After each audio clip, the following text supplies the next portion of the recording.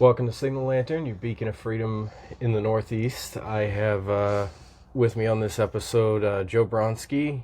You are the president of the Republican Town Committee here in Weymouth. Chairman, but close Chairman, enough. that's what it is. Thank you, Matt. No, so I wanted to chat with you because, you have a fairly active, you're fairly active in the politics of Weymouth. You just ran for school committee back in November. Very close race, came in fourth out of 3 open seats. But 6 candidates. Yep, 6 candidates. Yep. But hey, it was a close race, and honestly, I thought you were gonna get that. A lot of people did too, for some reason, and I tried to remain as humble as I possibly can during that, obviously, because I don't like to take anything for granted.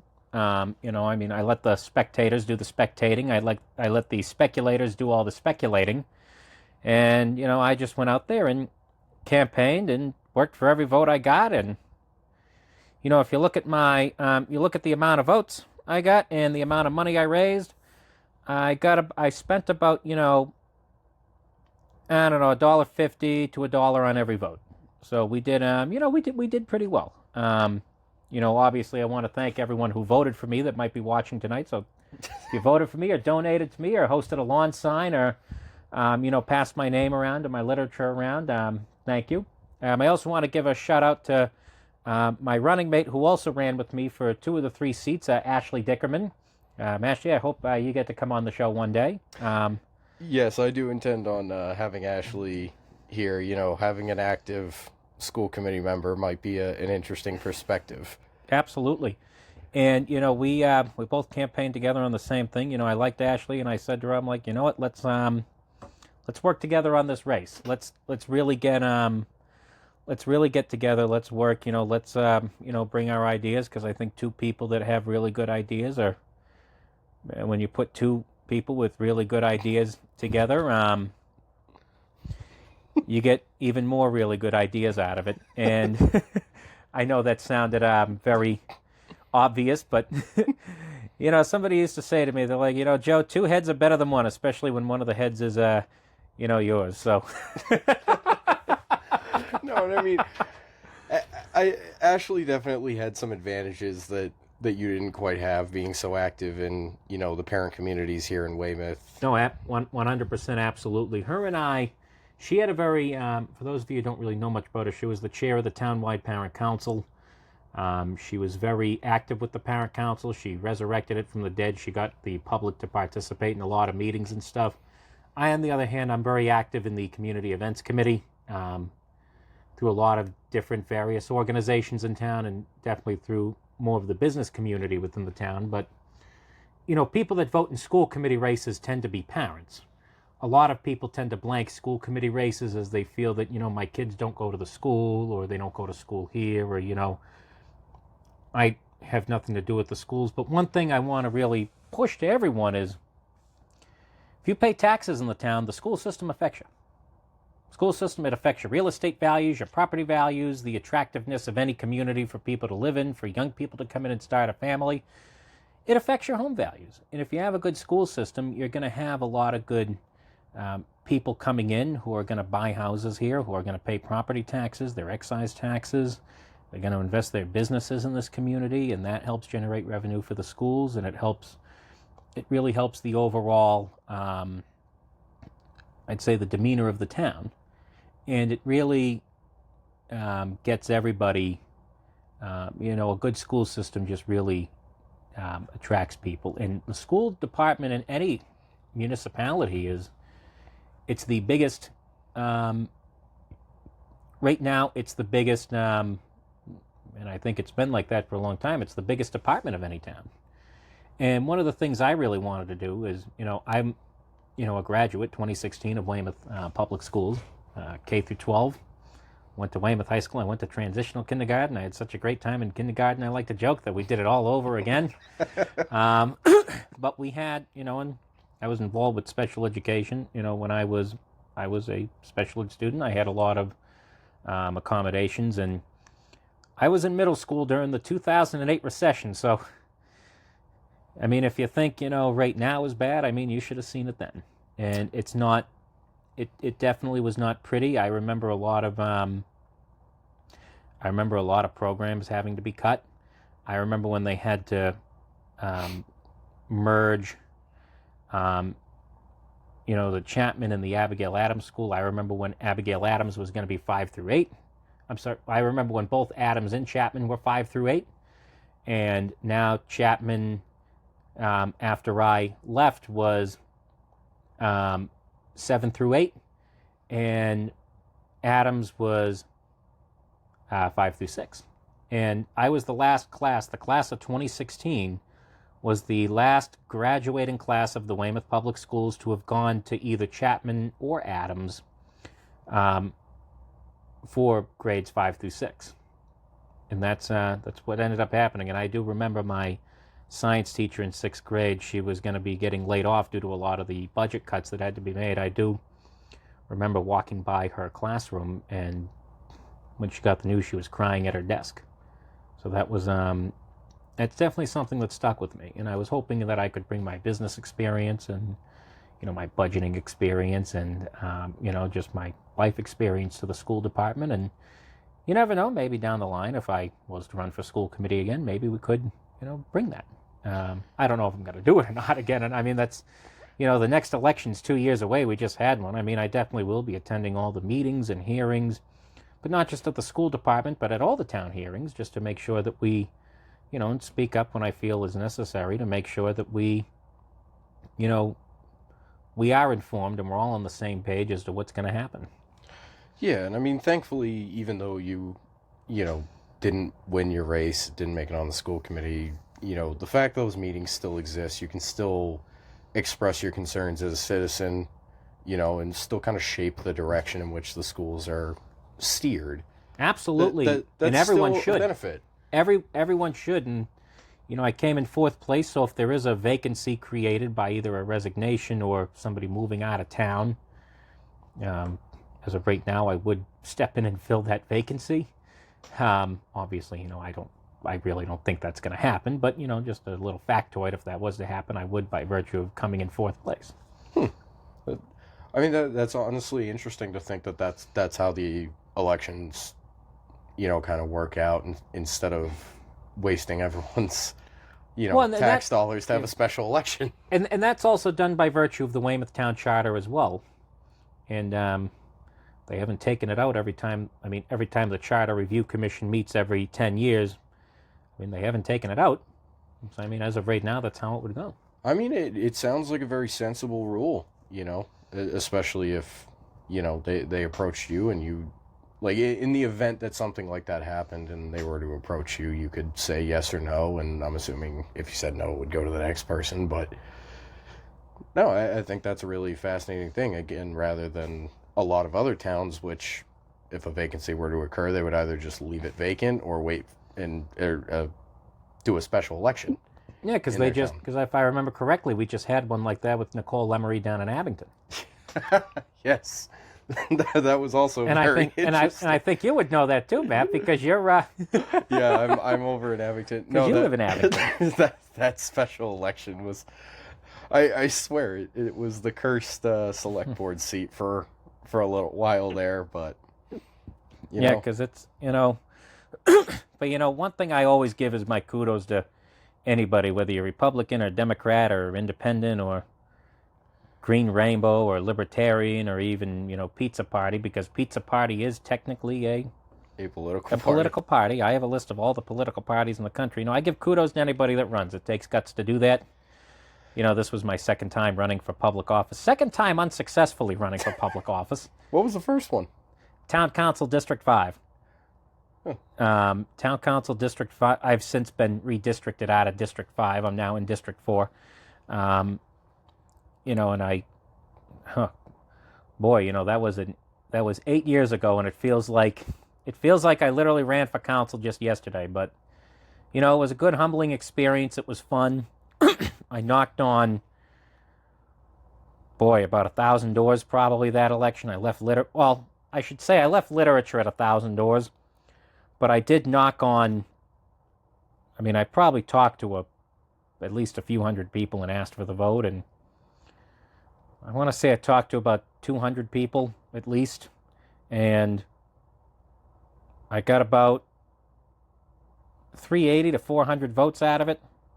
So that was about 43 to 44% of the vote against a 10-year incumbent. So that was... Oh, wow. That's not a, that's not a bad feather in the cap. No, it's really not. I mean, especially to, yeah, like you said, going against a 10-year incumbent to get mid-40s% of the vote, especially on your first time and having to make a name for yourself, that is really impressive. But now that incumbent advantage, it holds. Oh, yeah. Now, I definitely will be going back in the town reports and seeing what the exact percentage is, because now I'm curious about it. I used to know the exact percentage off the top of my head, but a lot of time has passed since 2017. I mean, we're getting to the point that the next election in town in Weymouth is going to be 2027, which is 10 years ago. And, time flies when you're having fun, Matt, but some days last forever. I mean, but since then, I got really active in 2016.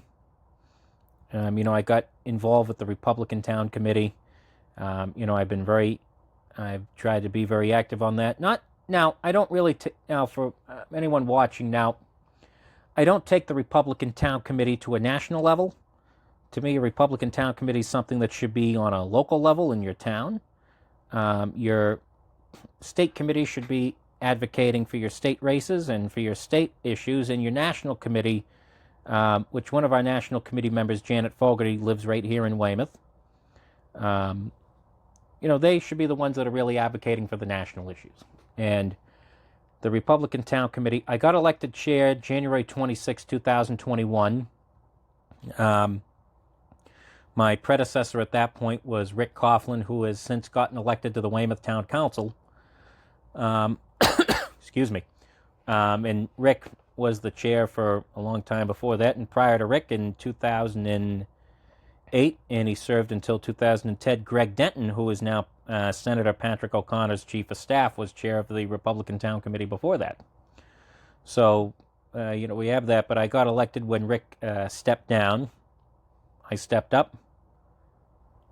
I got elected 10 votes to 6 votes at that meeting, and I got elected chair, and then in 2024, we had a lot that happened, in my time as chair from January of 21 all the way up until April of 2024, and I decided to take a step back, and I didn't run for re-election, and Lynn Santangelo, who was the secretary of the Norfolk Republican County Committee, she stepped in to take on as chair, and she resigned for some personal and family reasons that I'm not going to get into.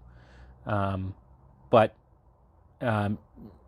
when she resigned, people begged me to come back and do it because we have the delegate caucuses ahead of us, the convention. They're like, Joe, come on, you know how to do this. Will you please just step up? Yeah. And I did it.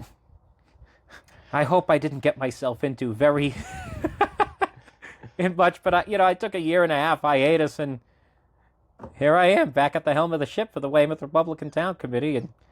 And somebody mentioned to me recently, they're like, you are the MVP of that town committee. You're the heart and soul. You're what keeps it going. But no, it's also fascinating too to hear from someone who's also under 30, who's so involved in politics, especially amongst the Republican Party in such a blue state like Massachusetts. It seems extremely uncommon. Well, that's so when I'm over 30, I don't have to do it. I can just finish it up while I'm still under 30, Matt. You're getting all your politics out now before you're in your 60s and can't move too well. Oh, and I'm in my 60s. I don't intend to be active in politics. Well, at least I say that now, but you never know what could happen down the line. Yeah, exactly. Because my opinion though is, I'm 28. I'm going to be 29 in March. If I'm in my 60s and still doing all of this stuff, to me that's shame on me, because at that point I really should have been advocating for, people to step up and fill this position, because I don't think people should be holding offices or positions, for 30 plus years. I think that's too long. I think, maybe 10 years, maybe to a dozen years max. And then get off. Because, in my opinion, if you can't get done what you want to get done in that time period, what were you doing? Or at least if you can't advocate for that, what have you been doing? Right. I'm a term limit kind of guy. I know there have been people that have been serving in elected office for a long time that have been doing a good job. I'm not saying that, we necessarily want to get rid of them per se, but I do think, term limits is something that would eliminate certain problems. For instance, like Elizabeth Warren, Our own congressman, Nancy Pelosi. Nancy Pelosi, if we had term limits, she would have been out of Congress 30 years ago.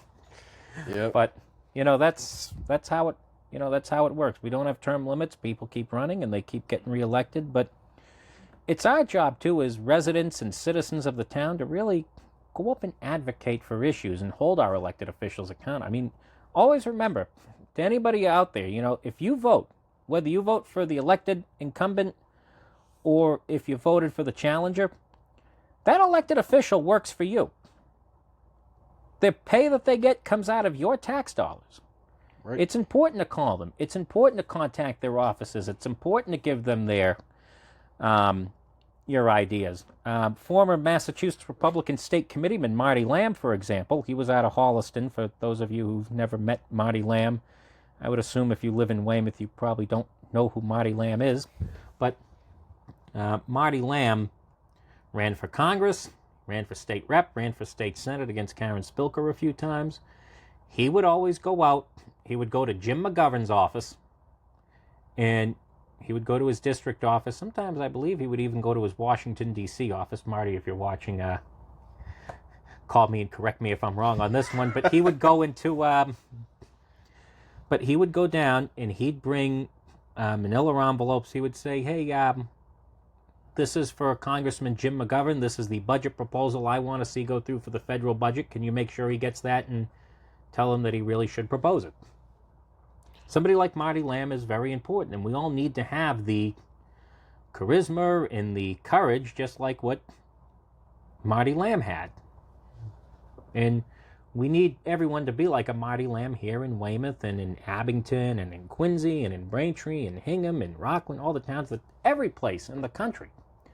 Get the courage that Marty Lamb has and present it to your local elected officials. Remember, they work for you.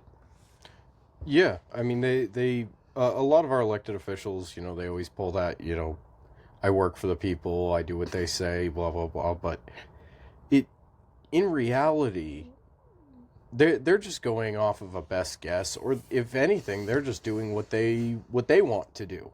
They're not doing what's in our best interest, because 99% of people don't tell our elected officials, hey, this is what we actually want to happen. Like, I've called my congressman's office before. I've called my senator's office before to, voice my displeasure about some decisions that they've made.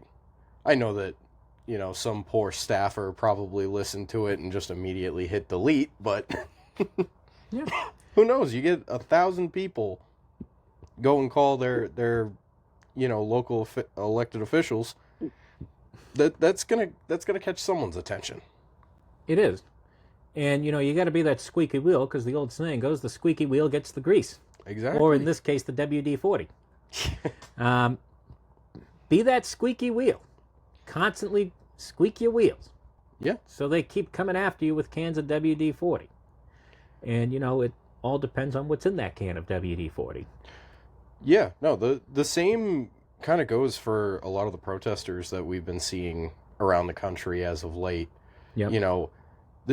They're going out, they're holding their signs, and that's great. It's your First Amendment right to protest. But, if you're in a group of 100 people standing on the side of a road and your elected official sees that, they'll just go, oh, well, it's only 100 people. Who really cares? But then if you get 100 people calling their office, they're probably going to start doing the math of, okay, but this is 100 people that all have families that probably have discussed these same issues. So I should, that 100 people could very easily balloon into 1,000 or 5,000. And they're also probably thinking, Matt, oh no, these people also probably vote. Exactly. And, if they want to stay in their elected office, they're going to have to do something. Because don't forget, especially the higher up you go, in President Trump, whether you like him or hate him, I know there's Republicans that like him, there's Republicans that hate him, there's Democrats that like him, Democrats that hate him. In 2016, when he made his announcement speech, he came out and said, all these politicians will never make America great again. And they don't even have the chance. Now, I'm not endorsing Make America Great Again here or not. I'm using this as an example. What I'm stating is, he says they are controlled fully by lobbyists, donors, and special interests. And one thing you can do, you can go on opensecrets.com, or you can go on the federalelectionscommission.com. You can also go to the state level. In Massachusetts here, it's OCPF. Or you can go to to your state's, or whatever state you live in, your state's campaign finance regulations. Here it's OCPF in Massachusetts. That stands for Office of Political and Campaign Finance. Okay, yes, I got that right. Yeah, I was you trying did. to see if I worded the acronym correctly in my head. No, But- you got it right. So, but you can see who donates to people. You can see who donates to everybody. And if you look at a state rep or a state senator, and usually if it says government affairs advisor or something from, strategies or something like that, or even a law office, research that. But I guarantee you, at least 8 to 9 times out of 10, and they're donating the max every time, chances are they're probably a lobbyist. And people listen to lobbyists. Lobbyists are hired, and they're given, ungodly amounts of money to go and push legislation. And politicians push the legislation because they get money. God knows other ways they give them money. They probably take them out for fancy dinners. They meet with them directly, one-on-one, and they lobby for this legislation. But that's why it's good that, at least in Massachusetts, we've really hunkered down on campaign donation limits. At the local level, the maximum contribution is $500 per individual. At the state level, and I believe at the federal level, it's $1,000 per individual. Now, you can loan a campaign as much money as you want, but that loan eventually does have to be paid back. But there's reasons why we have limits on what the maximum amount is, because, well, you don't want them listening to just one individual donor who's just going to give them all the money.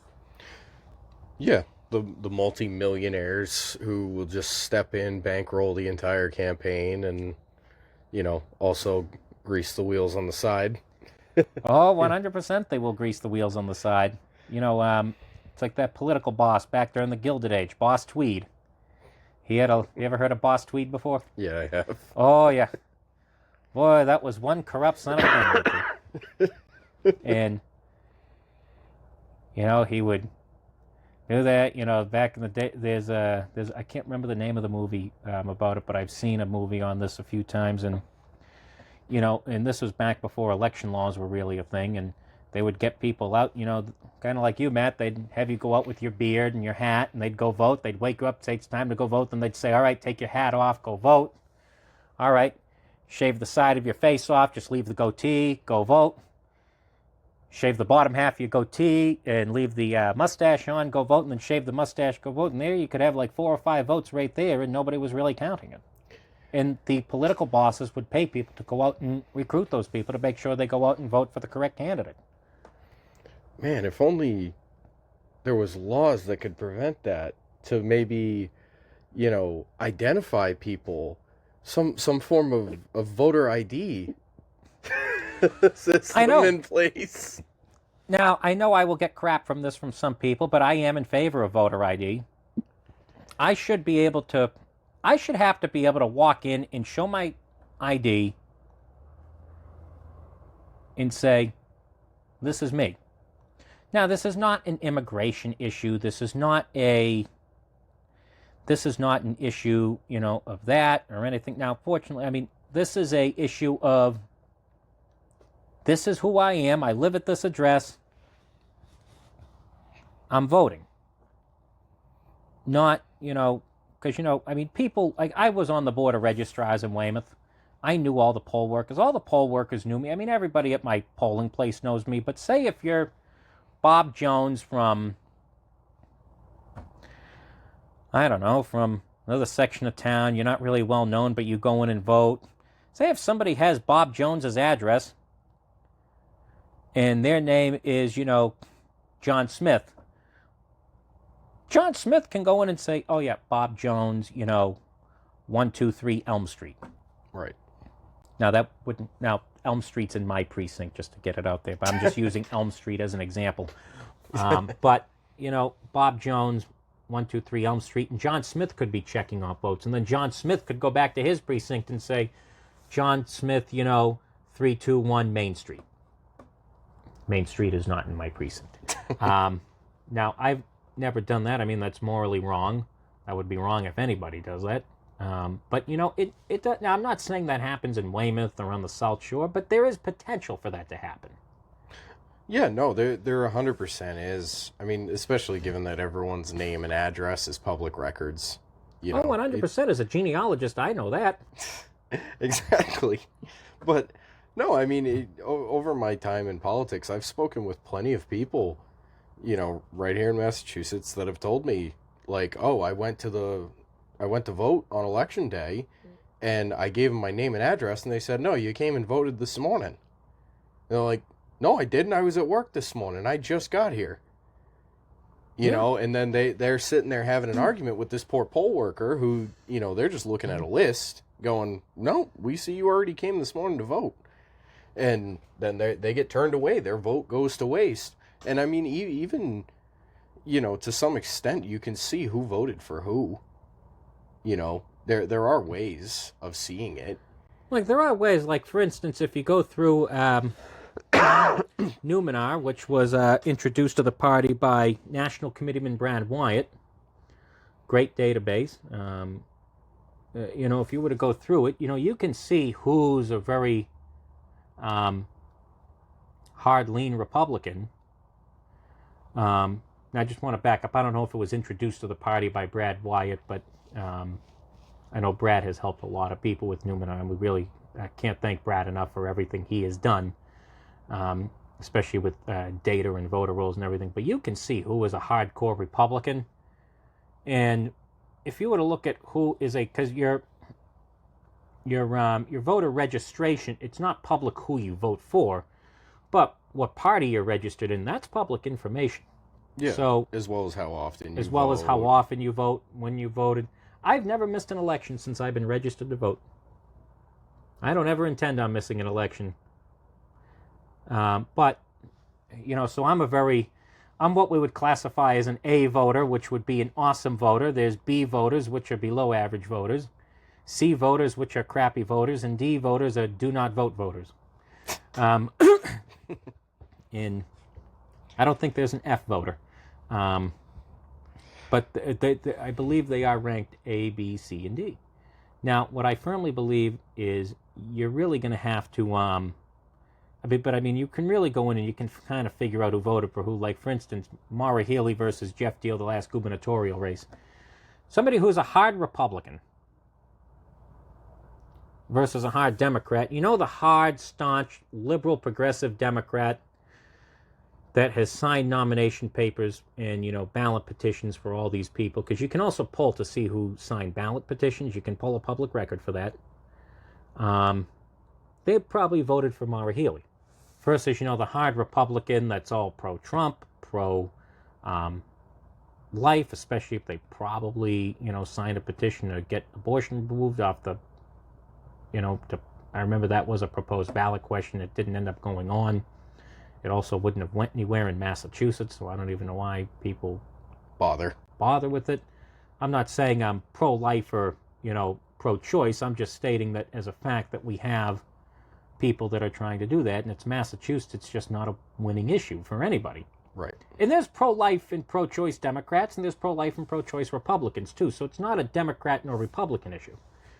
So what I wanted to say, though, to that is, somebody who does it, you could see that they probably likely voted for Jeff Deal if they're hard Republican, and then hard Democrat likely voted for Maura Healey. Yeah, and I mean, like you said, those numbers are available of who's, hard left or hard right. It's public record. Yeah, exactly. It's all public record. Most things with elections are. Now, the only way you can have your voter history not public record is to not be registered to vote, but at the same time, that also does create voter history. It just shows you didn't vote, and that's also well, it's not necessarily public record if you've never registered to vote, but if you plug in names and addresses and they see that there's never been a register, that's public record, and we can assume that you've probably never registered to vote. Yeah, exactly. I mean, what is it? In my own history of, pulling those types of public records, I've pulled names and addresses of registered Republicans, registered independents. Yep. And it's like, yeah, in those records you see the last election that they decided to vote in, and like you said, how often those people vote. I've gone out of my way and targeted people that, they voted in the last 3 elections or maybe the last 2, but then somebody who only votes in, they don't even vote in the primary. They only vote on the presidential election. That's the only time they give a crap. It's like, okay, well, I'm not going to waste my time knocking on your door. But also, too, the people that vote every 4 years for president, they also probably do not vote down ballot. They just walk in, check off president. They might check off Elizabeth Warren or Ed Markey for Senate, or they might check off, who the Republican are, depending on which president they're voting for. But they're not going down to, state rep, state senate, Congress, governor's council, county commissioner, county treasurer, county sheriff, county this, county that, county registry of probate, county registry of deeds, county clerk of courts. What's the county clerk of courts? Most people couldn't even tell you what the county clerk of courts is. I mean, the lower you get, the more of a popularity contest it becomes. Yeah, it's more of a popularity contest. It's more of, who's your neighbor, who you occasionally see at the grocery store. Oh, yeah. They'll say, oh, yeah, I know that guy, yeah. Oh, yeah, I'll vote for him, yeah. Yeah, exactly. Oh, you came to my door and asked me for a signature, I'll vote for him. Yeah. No, it's just funny because, like you said, there's all these elected positions, and 95% of them, nobody knows what the hell, who's the sitting person, what the office even does. 90% of them, they go unopposed, and they have gone unopposed for years. Years, because nobody knows. I mean, last week, when I spoke with Alex Haggerty, we were talking about Elizabeth Dion. She's running for state treasurer, and it's like, I didn't even know that was an elected position. I would have thought state treasurer was something appointed by the governor. Well, and don't forget, in the state of New Hampshire, it is. The constitutional officers in the state of New Hampshire, for instance, treasurer, attorney general, they're appointed by the governor. That's how Kelly Ayotte was the attorney general before she got elected to the Senate. She was appointed by, I'm going to say, was it Judd Gregg? I can't remember who the governor at the time was that appointed her, but she was appointed by the Republican governor of New Hampshire. And, I mean, I knew it wasn't Maggie Hassan. Now, forgive me if I'm wrong on who the one was, but I'm too busy in Massachusetts to focus on everything that's going on up north of me. But it's very. But there are some states that do everything differently. We're the only. Us in Pennsylvania and 1 or 2 other states, we have the most expensive state legislature. New Hampshire is a 2-year term for House of Representatives and State Senate. And that's my watch going off. But New Hampshire for State Senate, State Legislature, Executive Council, which would be the equivalent to the Massachusetts Governor's Council, They're 2 years. They're paid $400 a session. And that's the full 2-year session, the full 2-year term. They're paid $400. You don't even want to know what we pay legislators here in Massachusetts. I mean, if we paid Massachusetts legislators $400 every 2 years, we'd have so much money in our budget. We'd have so much money to return to cities and towns, and we'd have so much money to give back to the taxpayers.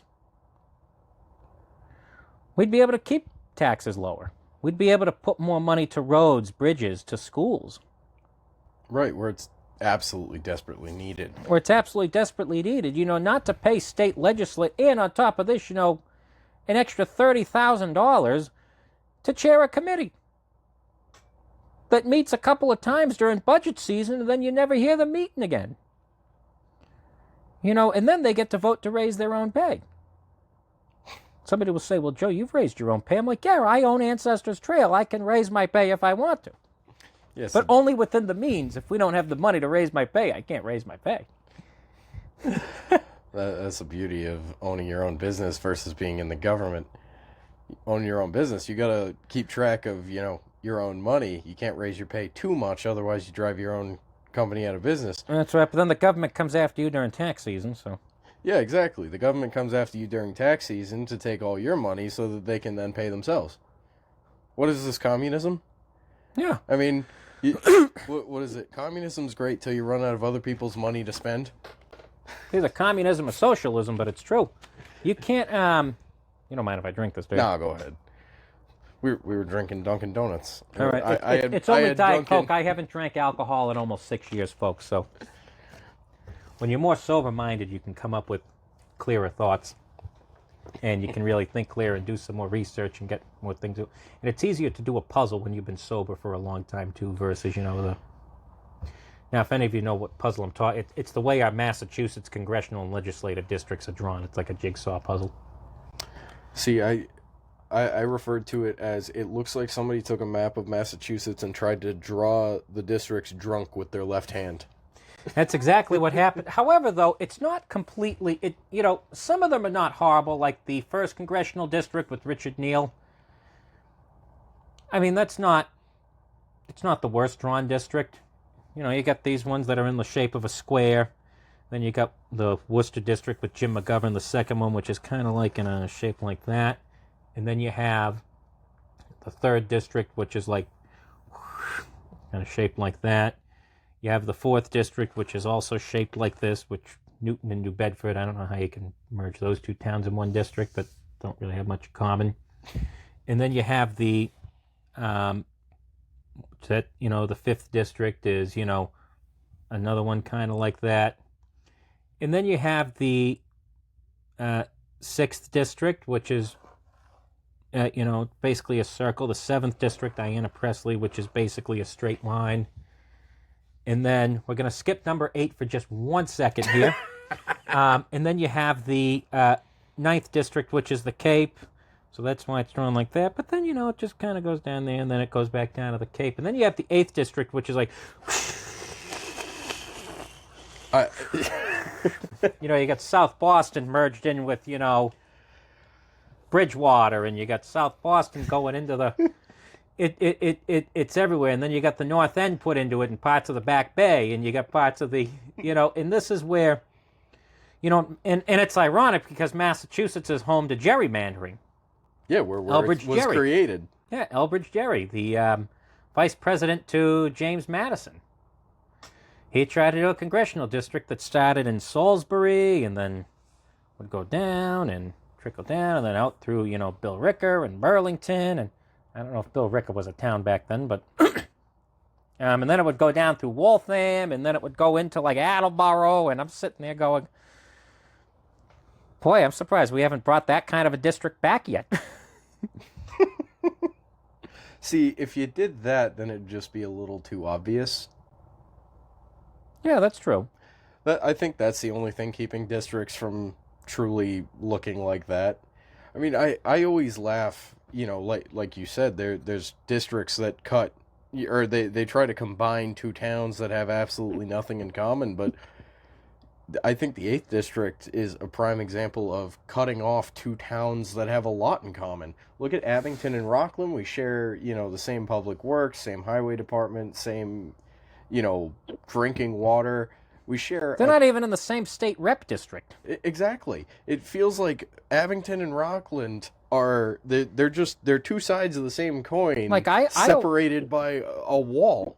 like here's the thing: if I was drawing the districts, and every 10 years I do go on the state website and suggest my own districts to draw, because sometimes I have nothing better to do with my time. But I'm a night owl, so I'll stay up till like 1 o'clock in the morning and I'll draw my own districts. Wait, you can suggest your own districts? Yes, you can.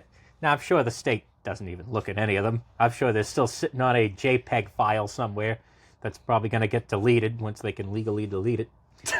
But I suggested for a state House of Representatives district, Holbrook, Abington, Rockland. They're pretty much all very similar to each other. Weymouth, I've suggested the entire town, the entire town is in one state rep district. I've suggested the other half, which is beyond, because don't forget to, districts are drawn by population. Districts are not drawn by, areas or just because that's how we feel to do it. They are drawn by populations. So, and I figured, like the other section of Weymouth, so if you look at Ronnie Mariano's district, Mariano's the Speaker of the House, which we are actually in his district right now. Weymouth Landing is in Mariano's district. It's 2 wards of Quincy, goes down the Weymouth River, and then it goes down through that little section of the River called the Manattaquit River, and then it goes into a strip of Weymouth that is everything west of Route 18, goes down, and then dumps into the town of Holbrook. So, now, but Mariano, you're going to notice, never goes to Weymouth or Holbrook, because Quincy's 70% of the voting block, and Mariano's got Quincy locked. He's got Quincy locked. He'll never lose Quincy. Mariano's a big name in Quincy. And just even having an Italian name, especially in South Quincy and Quincy Point, where there was a big Italian population back in the day, and there still is quite a bit of a big Italian population, he's got the name for it. So Mariano will always probably hold that seat as long as he wants it. And he's got the Quincy delegation. I mean, nobody from Weymouth and no one from Holbrook will ever win that seat. Just that's not where the votes are. The votes are in Quincy. I mean, there's probably more votes in Weymouth than in Holbrook, but... Yeah, no, Weymouth's pretty sizable. But I think that kind of swings around to a lot of the problem with our election system. Yeah, like whoever thought that you would ever need a state rep, we would ever have a district for a state rep where you, in order to drive, you need a car, a canoe, and a helicopter and a rent-a-car just to go directly through the district without going out of bounds. And it doesn't stop the clock when you go out of bounds either. God. Reminds me of, was it that record Taylor Swift set for, the shortest flight in history? It was, 5 minutes or 3 minutes or something from one airport just to go over a river to another airport. Well, I always joke that one time I flew from Burlington, Vermont to, Fort Ticonderoga because my, one of my assistants didn't own a globe. For those of you who don't know, Burlington, Vermont. Here's Burlington, Vermont. Fort Ticonderoga. Lake Champlain. Right there.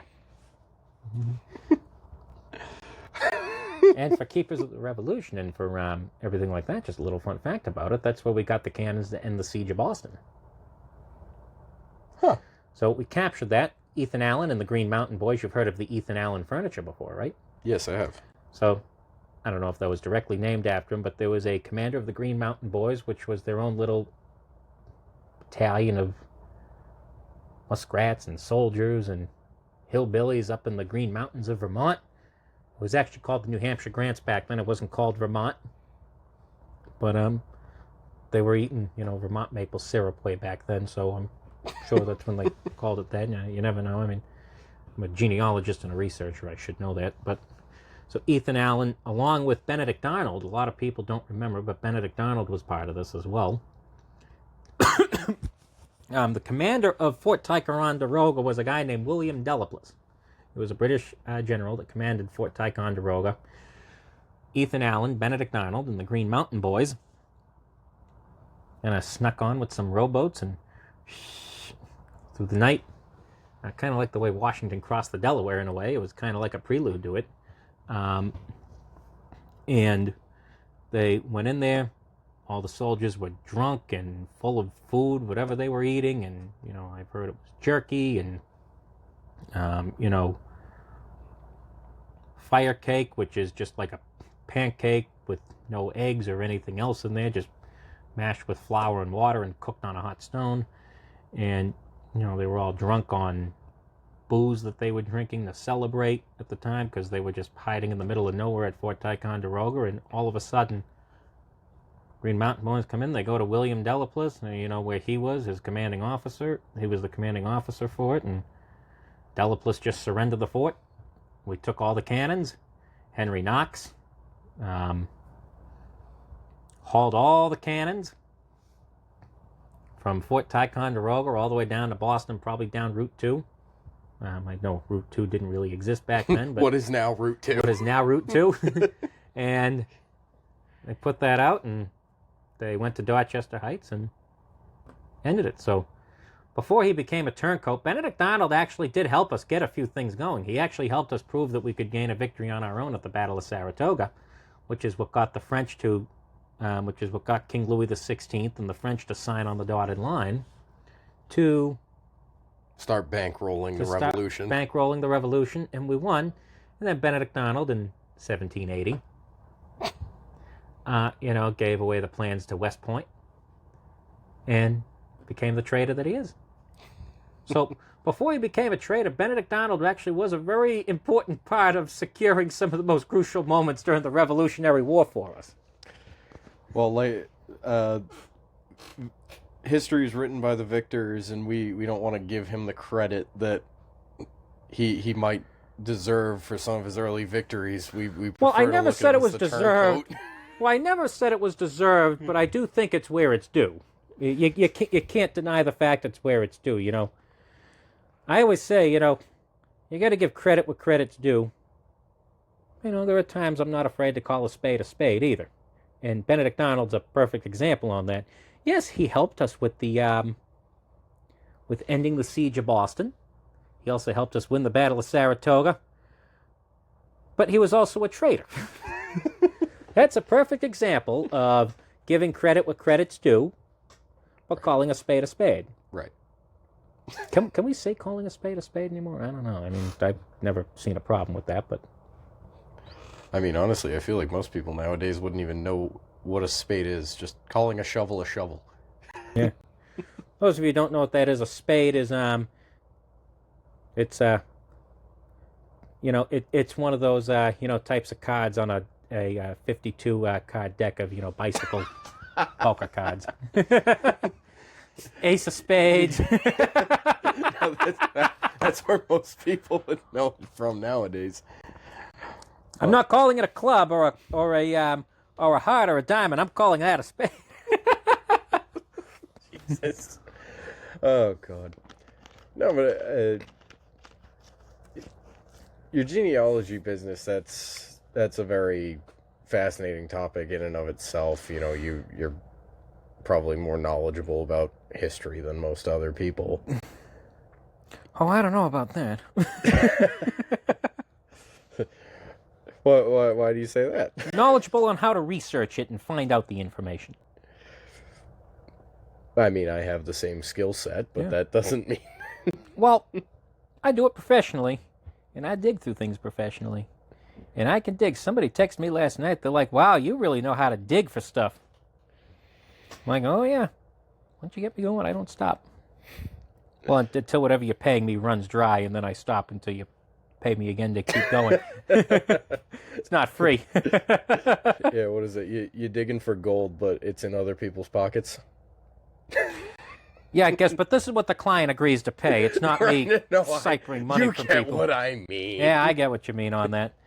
But yeah, no, Ancestors Trail is my research practice. Now, what we also do too is we do basic genealogical research, dual citizenship applications, private investigations, FOIAs, heir to estate locating, genealogical society entry applications such as Mayflower, Sons and Daughters of the American Revolution, and so on and so forth. We also do, I'll also do some research consulting, political history research, market trends, and any other kinds of professional research you can think of. It's an interesting business, and, anybody who is interested, you can reach out to me at joebronski@ancestostrail.org. You can also call 781-885-6396. And then, I'll be more than happy to get back and have my consultations are completely free, by the way. But, and we keep going, I do, charge hourly rates and stuff, and those are always changing, So we do a lot, we're doing a lot of specifically of Sons and Daughters of the American Revolution applications this year. For the 250th, I do anticipate there's probably going to be a lot of people interested in putting in applications for that. And it's a hard process, and nobody knows where to begin. Well, sounds like Ancestors Trail might be a good place to begin. Absolutely, 100%. And we don't just limit it to Weymouth, folks. You can, if you're in Braintree, call me. If you're in Abington, call. Man, far-reaching. If you're in Abington Township, Pennsylvania, call us. If you're in Reno, Nevada, call us. If you're in Bismarck, North Dakota, call us. If you're in Yuma, Colorado, well, I only know the existence of Yuma, Colorado because that's where former Colorado Senator Cory Gardner was from. So, yeah, that's the only reason I know about the existence of Yuma, Colorado. It's on the it's basically Kansas. It's on the Colorado-Kansas border. No, pretty much Kansas. I know it's not Colorado till you get to the mountain. I know that our other, our other host Jason, he was talking to you a little bit about Ancestors Trail. He's a Brewster. Yes, he's a Brewster, direct line of descendant back to the Brewsters and the Mayflower. Well, we don't know that yet. I mean, because there is a family of Brewsters that did come over from England later, but I told him we will look into that. I know. It shocks me that, I guess not really shocks me, but I think it's fascinating to think that so many families that came over, what is that, 350 years ago, 400 years ago? Yep. 400 years ago. No, 406 years ago now. Yeah, 406 years ago. Those families are still here. They still have lineages that go back descendants. To that. I was going to say those people are long gone now, but No. Yeah, exactly. If they were still here, somebody would know about it. I don't know. Some of those Social Security rolls that got pulled back middle of last year, don't forget, where people were like 200 years old getting Social Security. I think the year 2003 is when the last Civil War benefit pension was paid out. Yeah, wasn't it like a grandchild or something? No, because a young woman married a old Civil War Union soldier in the 1940s that was basically up there in his 90s, and he was pushing on the verge of being dead.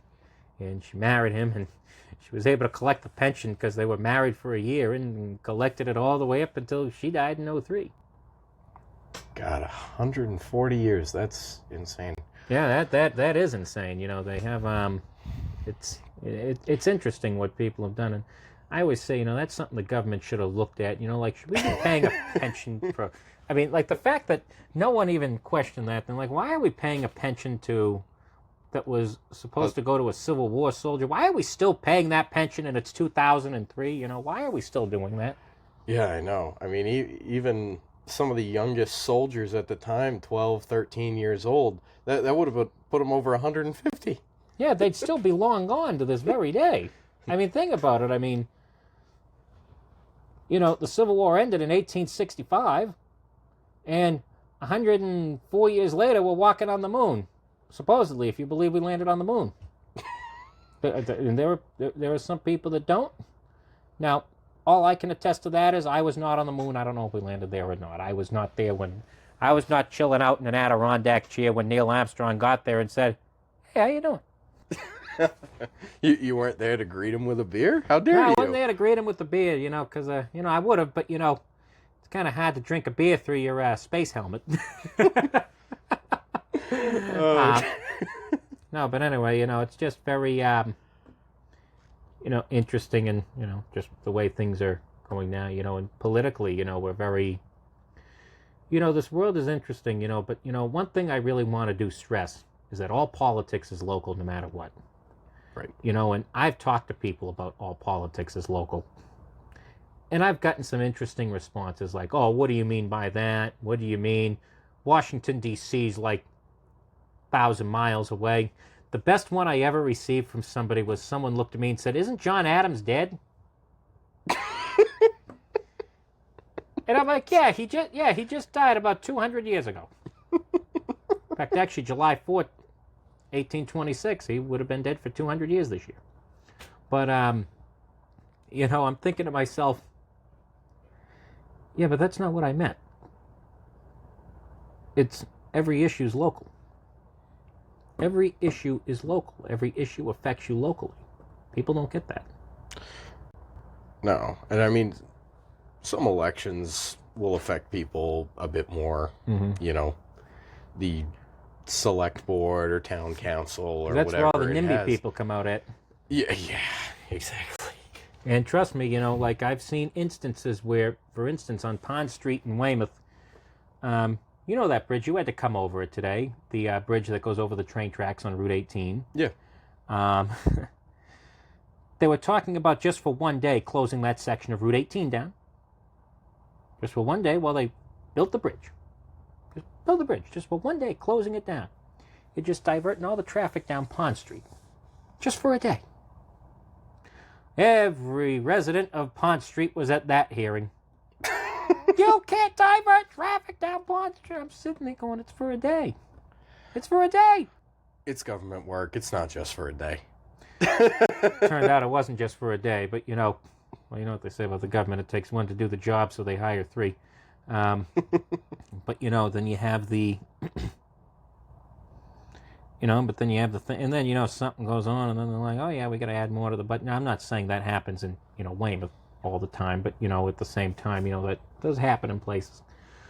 But we're very fortunate though to have some sort of efficiency run in Weymouth. I mean, I am concerned. Our schools are in a $4 million deficit with a 1% increase. That's going to be tough. Right. It's going to be tough to really, deal with things. There, unfortunately, probably are going to have some staff. One thing I am glad about not getting elected to the school committee right now is I don't have to deal with it. Well, at least I'm not in the brunt if I have to deal with it, but... It's not your immediate problem. It's not my immediate... Well, I don't want to say that to sound selfish, because I did run, but I mean, at the same time, I would have liked to have brought my business experience to it. I still will, at town meetings and hearings and stuff, but, at the same time, I hope everyone who's on that board, especially with Ashley and Mary Ellen, I want to let them know that they have my full support to... in Macking, and, they can contact me at any time for advice on what to do in certain situations. But, I hope that body just makes good decisions on what to do. Yeah, you don't want them to fail, because if they fail, the schools fail. And then the town fails, and then the town turns into... Four different towns. 4 different towns. We have 4 different zip codes. But, the town fails. Yeah. And people move out. If you think we have no tax revenue now, when everyone moves out, we really will have no tax revenue. Right. But I mean, Weymouth is shifting. It's changing. It's not the Weymouth I grew up in when I was a kid, 20 years ago. Yeah, no, every town is constantly changing. I mean, I grew up in Hanson, and I look around that place now, and it's not the same Hanson that I grew up in. When I grew up there it was... There was even more wooded areas. Yeah, exactly. It was even more wooded areas. It was lifted trucks and rednecks and, medicinal meth labs and... Yeah, we had a different kind of dispensary down there. Yep. Oh, I bet. The way you described it. Exactly. But no, now it's different. There's a lot less wooded area. There's a lot nicer houses. There's more people. It's, I drive through the center of Hanson, and it's completely different than what it was when I was there 20 years ago. It's, every town is like that. You get some towns that get bigger, some towns that get smaller. Like you had Union Point, which was an air base, the South Weymouth Naval Air Station, which was, I believe, closed by Bill Clinton in the 90s. What did you have? I mean, you got a lot of things now. I mean, you have a lot of places that are becoming apartments. We had a shoe factory in Weymouth, the Stetson Shoe Building, which is now a medical office, Stetson Medical Center. You have, what else do you get? You get one of the most historical buildings in this town, though, is the First Church in Weymouth.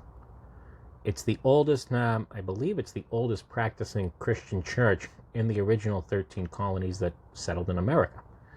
Now, I know there were probably churches in Jamestown, in Roanoke, and Plymouth, but what I'm saying is the one that still continues to gather and meet and worship. What I've also said, what I also realized too is, like a lot of, there's a lot of condos going up. Like I remember when there was the Weymouth, the Elks Club. It's now Senior Apartments, Cornerstone Living. I remember, what else is there? I mean, there's a lot of things that are turning into, condos or different places, or they're knocking buildings down and building up new ones here. It's just very interesting, the way communities change, in a decade. Yeah. And, and it's something we have to adapt to. I mean, I remember my grandparents used to tell me the Quincy they grew up in is not the same Quincy. Quincy's constantly changing. I mean, if you were to take, some of my relatives who lived in Quincy and resurrected them from the dead and brought them there, they wouldn't recognize Quincy Center. I remember when you could drive behind the church at Quincy Center and between the church and City Hall. Now you can't anymore. You probably remember that too, when there was the two roads that would go there. Yeah, I do vaguely remember there was that. The fork. I didn't go to Quincy all that often, but I think I do remember that. And I mean, you could even point to a lot of things that have just occurred over the last 100 years. The building that I live in now was built in the 1920s. And I've seen some historic photos of Abington. It's literally just that building, and then there's nothing around it. Yeah. There's just a dirt road that goes in front of it. Now you drive down my street, and it's house. Like where we are in Weymouth right now, this used to be a horse and buggy road. There's pictures of horses. Horses. I've been told by people I don't say horse, I say hoss. I don't know why, I just did. But the horses and the horses and the buggies used to... You're speaking Bostonian. Yeah, the horses and the buggies really used to go down and run down and, go down. There's the then they'd have the rickshaws and like where I live, that was the old Weymouth Fairgrounds. My pool was the center of the racetrack. My neighbors' houses were the grandstands. It's kind of like how I was once told by an older gentleman that the reason why Boston's roads are so terrible in the respect that they aren't straight, they don't look like New York City, is because when they first settled the area and they used to let their cows out to graze. Cow paths. Yep. The cows would go take the same path every single day, would trot it down. That eventually turned into, paths that horse and buggies took, and then it got paved over, and those are now why Boston's roads are confusing as hell. Pleasant Street in Weymouth? Pleasant Street? Yeah. That was a cow path. Like one thing I do too for a lot of older houses, for anybody that might be interested in learning their property history or anything, if any realtors or attorneys are watching or just curious residents, I do property history, and I can show you going back to old land deeds where a lot of these people were, where a lot of these streets. They would say this property is located 100 yards off the cow path to the south. They didn't understand coordinate points back then. They didn't understand, survey lines. That's how it went. Or addresses. Or addresses. Addresses are kind of a new thing, but speaking of addresses, the oldest still surviving structure for residential structure in Weymouth supposedly is 86 C Street. Those of you who don't know what that is, that's 86 C Street. Go put it into your GPS. Yeah. Oh, no, I do not know the residents that live there, so I'm, not encouraging that. But it just a little fun fact. It is a old residence there. It's so crazy to think how many buildings existed 100 years ago, 200 years ago, all the way back to the colonial days that we walk by every single day or drive by every single day, and yeah, that building's 200, 300, 400. Like the Weymouth Savings Bank building in Jackson Square. It's now Coastal Heritage Bank. Yeah, no, and it's funny because you think of, we as Americans think of 200 years ago, 300 years ago. Oh my God, that's so long. But then if you really want to see old, go to England. Go to France. Go to Germany. What is it? Go to Sweden. I know all those old castles. Oxford. Yeah, Oxford. What was it? Oxford University was around when the Aztec Empire still existed or something. Oh yeah. Or the Incas. One of those. But don't forget though, the Aztecs. But I mean, don't people interpret the significance of that, because the Aztecs were conquered in the 1500s by Cortez, right? Hernando Cortez in the 1500s. That was only 500 years ago. Oxford University goes back hundreds of years before that. Now, don't forget, too, another little interesting factoid, and I think more people might find interesting than that. There's a German beer company called Weihenstephan. It was around in the 1100s, and they still have yet to change the recipe. And they're still brewing the same. Now, when I used to drink, I used to have a Weihenstephan. It had a very root beery style aftertaste. Now, I'm not talking about like a mug or a box root beer. I'm talking about like the proper root beer. Or I'm talking about those like root beer lollipops you get at the bank. But no, but that's what I mean. Is American perception of time is, I feel, very skewed. Oh yeah, we can't skew time enough. Somebody said to me, they're like, did you know there were still woolly mammoths walking the earth when the pyramids were built? I'm like, yeah, the mammoths officially went extinct about 4,000 years ago. Pyramids were built about 4,500 years ago. Yeah. So of course they were still walking around. It was just the time, time is not, people don't realize, people look at time on another continent or on another planet, or not on another planet, but on like another country versus America. I'm like, it's still, that's why, I always say, if you look at, who really did certain things, look at what else was going on in the world too. Yeah. Yeah, what is it? Cleopatra was closer to the creation of the iPhone than she was to the building of the pyramids? Yeah. Absolutely. Married to Julius Caesar for a few years, too. Yep. That's a whole nother interesting story. But, I mean, and that's when, Julius Caesar's what kind of started what we use for politics here in America today with the Senate, we just don't have gladiators running, around, Legion Field and everything, doing the...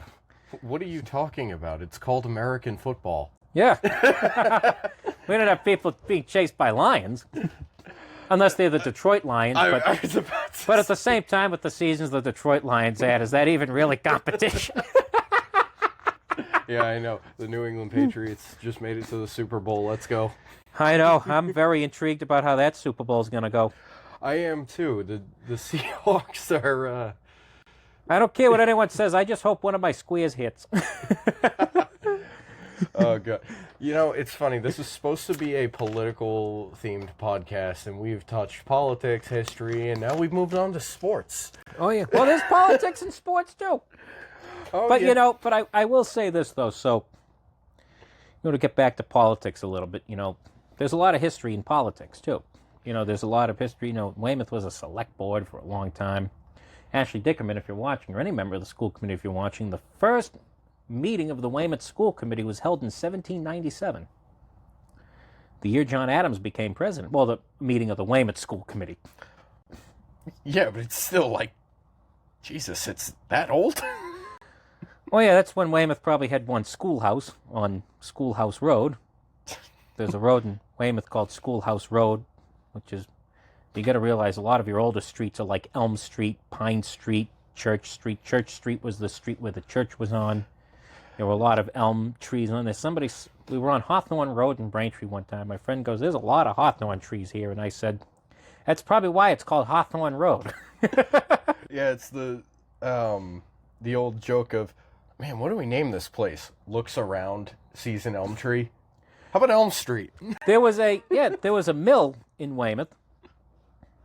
And there's the Mill River in Weymouth, which is, where they had the water wheel. That's why mills were built on the water. Somebody goes, I think there was a mill around here. I'm like, yeah, it's probably why they called it Mill Street.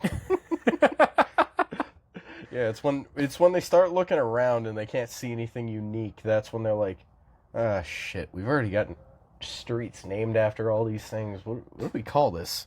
How about George Washington Street? Let's just start naming it after Washington people. Street. Well, we have a neighborhood in Weymouth that's the Planets. We have a neighborhood in Weymouth that's the Presidents. We have, a neighborhood, it's named after the daughters of the builder. We have if you go to for instance, in North Weymouth, Colasanti Road, Ronaldo Road. The guy who built it, Rinnie Colasanti, Ronaldo Colasanti, built all those houses. You go to, let's see, where else do you go? You go to, then there's also North Street, then South Street, then West Street, then East Street. Where else do you go? You go to all these other places, and then they just started giving random names of streets, and then it's like Maine. They have, the southern Maine has towns like York or Kennebunkport or, Ogunquit. Then you go up north. I guess they named places like Texas, Maine, Paris, Maine. And then you go up there. There's like China, Maine, Norway, Maine, because they were running out of places to name the township. Then you go up farther north. They're just lots with numbers at that point. If you don't believe me, Google it. Maine has a lot of cities and towns that are just lots with numbers. Primarily up on the Canadian border there, but, Yeah, where they got more moose than people. they got more, it's true, they got more moose than people. But, it's just it's very interesting, the dynamic. We live around here, the political dynamic, and we don't have enough to shove it all in one podcast, but I'm more than happy to talk about, especially, with the RTC. I love chairing the RTC to anyone who follows the RTC that's a registered Republican. If you're an unenrolled lean Republican, I will just say this, it's an honor to, be your Republican Town Committee chair. To everyone else on our Republican Town Committee, it really is an honor to work with all of them. Please get involved. Please get involved. You have a good home with our Republican Town Committee. We have great people on it. We have delegate caucus coming up February 10th for the Republican State Convention. Weymouth can send 58 delegates.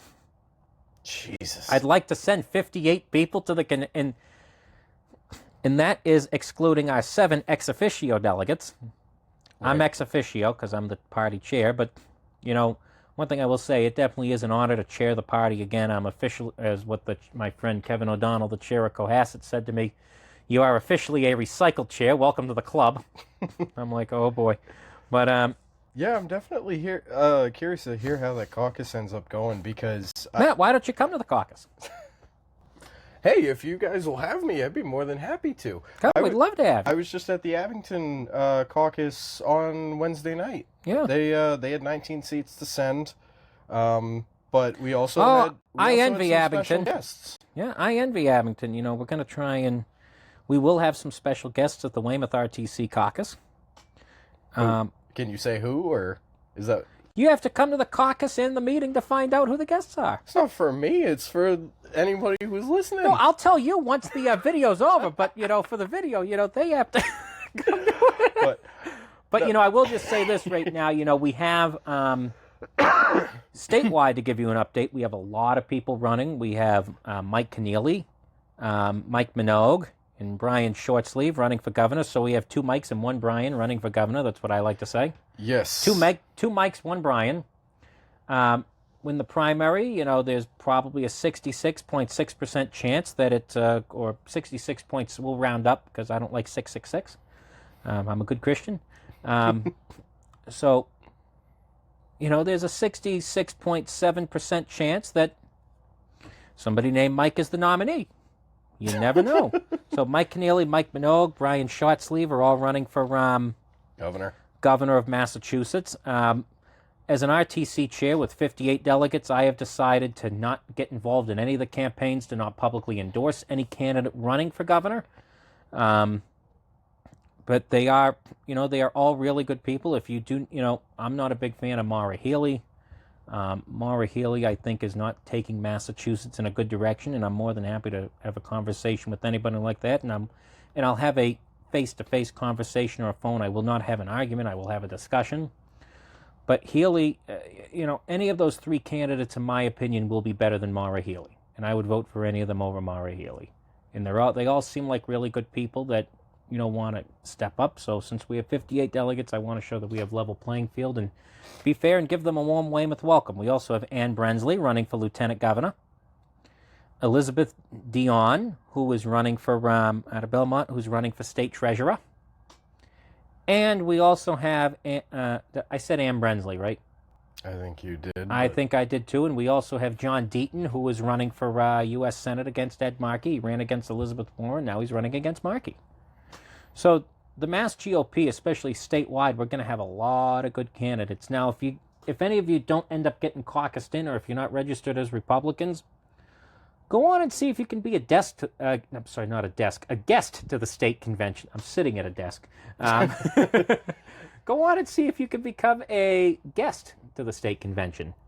I'm sure the party will gladly take your money and have you become a guest to it. You just can't vote, but a guest you can go and go to the parties the night before. We'll have more information ahead of time. I'm looking forward to this, state convention. The state convention's a lot of fun. This is going to be my 3rd state convention. I don't think it's ever going to stop. But, Weymouth can send 58 delegates. Now, just remember, too, in order to just have your name placed on the ballot in Massachusetts for a statewide office, you need to get the required amount of signatures. For governor, it's 10,000. Senate's 10,000. Lieutenant governor's 10,000. I think the other constitutional offices, excluding attorney general, are 5,000. Yes, I think attorney general is still 10,000. Yeah, Elizabeth Dion, I know when I spoke with her, she needed 5,000, and from my own experience, congressmen need 2,000. Congressmen need 2,000. Now, congressmen are exempt from the state convention because they are not statewide officials. Yes, so they're exempt from needing the. But in order to get on the ballot, you need not only those signatures, but you need 15% of the delegate vote at the state convention, and this is on the Democrat side too. You need 15% of the delegates. It's written into the law. So that means if we send, so say if we send 100 people to the convention. Now, there's way more than are going out to the convention, but this is just to put mathematics in my term for numbers. You need to get at least 15 of those attendees that are delegates of the convention to vote for you. You don't have to win the convention, but the bottom amount of votes you need is 15%. So if you were to get 14 votes, or 14%, or 14.99999%, doesn't round up, you're off. And you need 10,000 or the required amount of signatures for statewide office. So it's a process. And that's why me as a town committee chair, it's my duty and my office to make sure that this caucus and this convention goes as smoothly as possible for the delegates from Weymouth and for the candidates. We owe it to them. If they're willing to run for statewide office, which is not easy to do, we should at least, show them our support and respect by making sure this is an effective caucus, an effective convention, and a well-run caucus and a well-run convention. And as the chair of the Weymouth Republican Town Committee, that's my goal to do that. If any one of you wants to be a delegate that's watching, as long as you are a registered Republican by December 31st and you're from Weymouth, please reach out to the Weymouth Republican Town Committee. You can also reach out to me directly at joebronski@yahoo.com. I'm more than happy to talk to you and make sure that we have your credentials verified so you can become a delegate. Yeah, no, the whole process is very, very fascinating because I wasn't. And it's a process, I'll tell you that. It is a process. I wasn't involved in politics. So you ran for Congress. You didn't let me finish. Sorry. I wasn't involved in politics in time for the last convention, so this is the first that, I'm hearing about it. This is the first that I'm really learning about it. It's interesting knowing that, both sides of the political spectrum have to do this, Democrats and Republicans.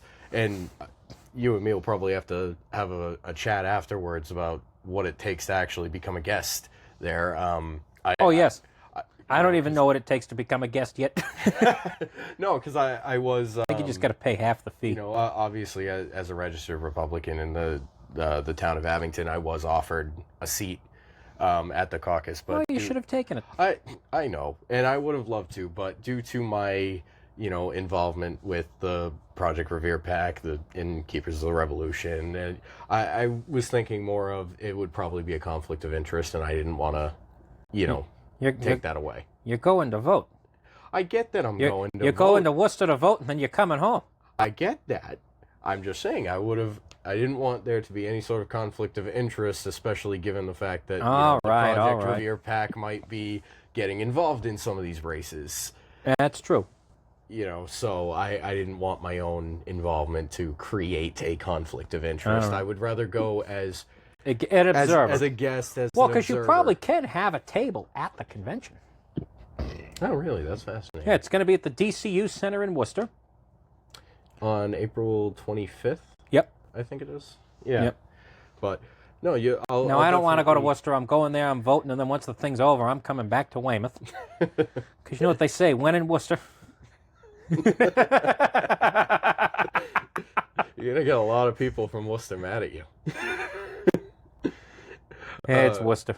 In fact, the hotel I'll probably stay at if I go out for the night would be in Shrewsbury. But Shrewsbury, Shrewsbury Street in Worcester is the place where all the good restaurants are. But no, I'll definitely have to come over to Weymouth to see the caucus. I did get the opportunity to speak with Mike Minogue and Brian Shortsleeve at the Abington caucus, as well as Elizabeth Dion. Mm-hmm. But I'm curious to see what a really packed room might look like. The Abington RTC meetings tend to be a little bit on the small side. It was very busy that night, and they did get all 19 of their delegates with ease. But I'm very curious to see what 58 delegates said that's going to look like. Now, I am going to tell you this too. So